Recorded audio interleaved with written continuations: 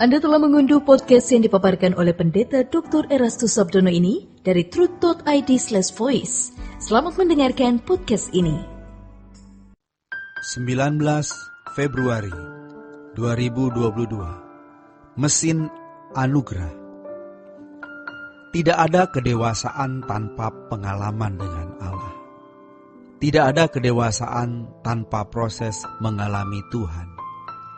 Karena justru pengalaman dengan Tuhan di dalam kehidupan itulah yang mendewasakan. Memang Tuhan tidak selalu membuat kita menderita. Tetapi Tuhan memakai keadaan-keadaan yang tidak menyenangkan. Keadaan-keadaan yang menurut kita tidak nyaman, bahkan menyakitkan, untuk mendewasakan kita. Keadaan tersebut merupakan mesin anugerah. Mesin anugerah Tuhan bagi semua orang percaya. Ini sangat bertolak belakang dengan harapan banyak orang, bertentangan dengan pemikiran banyak orang. Orang beragama atau bertuhan supaya lancar jalannya, banyak berkahnya, enteng rezekinya, nyaman, aman, dilampangkan jalannya. Tetapi ternyata Allah yang benar tidak demikian. Allah menggunakan keadaan-keadaan yang sulit, yang tidak menyenangkan untuk mendewasakan kita. Dari hal itu, kita bisa mengerti hubungan dengan Allah sebagai Bapa dan kita anak. Hubungan antara kita dengan Allah sebagai gembala dan kita dombanya. Justru melalui pengalaman-pengalaman yang tidak mengenakkan itu, kita dapat menemukan relasi atau hubungan yang benar, yang proporsional antara kita dengan Allah. Kalau Allah menjadikan kita biji matanya, anaknya, kekasihnya, mestinya kita juga memperlakukan Allah demikian. Allah segalanya bagi kita, yang ditandai dengan pengakuan, "Yang kuingini engkau saja. Sekalipun dagingku dan hatiku habis lenyap, gunung batuku dan bagianku, tetaplah Allah selama-lamanya." Ketika seseorang masih menaruh pengharapan dan perlindungannya kepada sesuatu, ketika seseorang berharap materi dunia, penghiburan, atau hiburan-hiburan dunia membahagiakan dirinya, belum bisa menjadikan Tuhan sebagai kekuatan hidupnya. Sulit bicara ini kepada orang muda atau orang tua yang sudah lama hidup, tidak menjadikan Tuhan sebagai harta kekayaannya.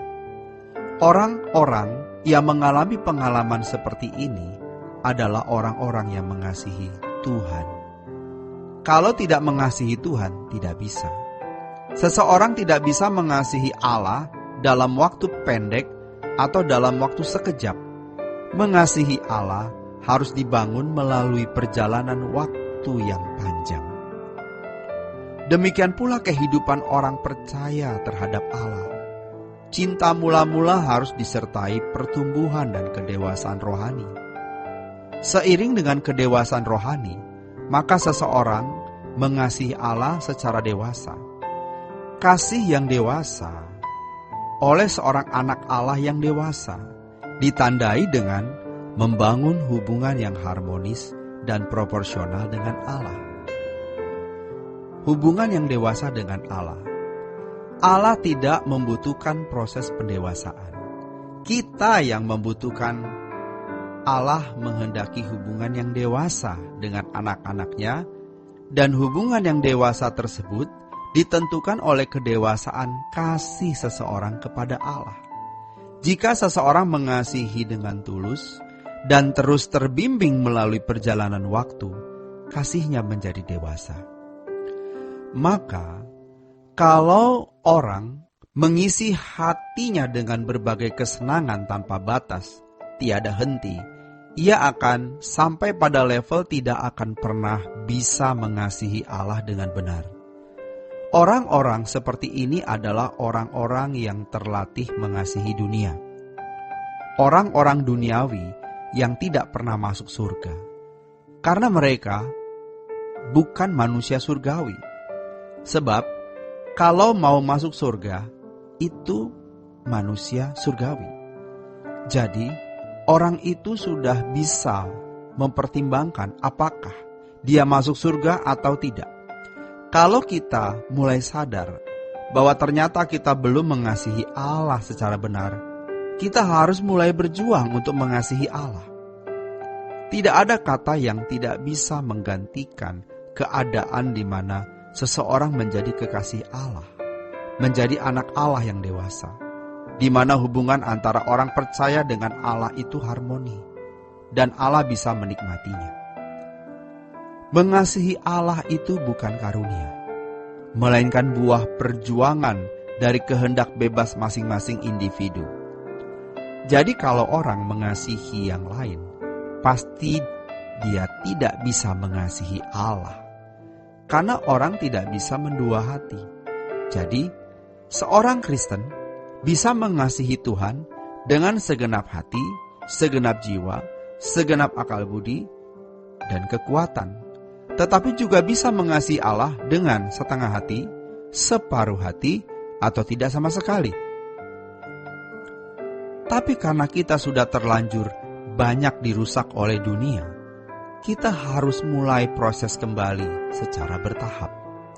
Membangun persekutuan dengan Allah melalui kehidupan yang semakin meninggalkan ikatan dengan dunia, untuk semakin terikat dengan Allah.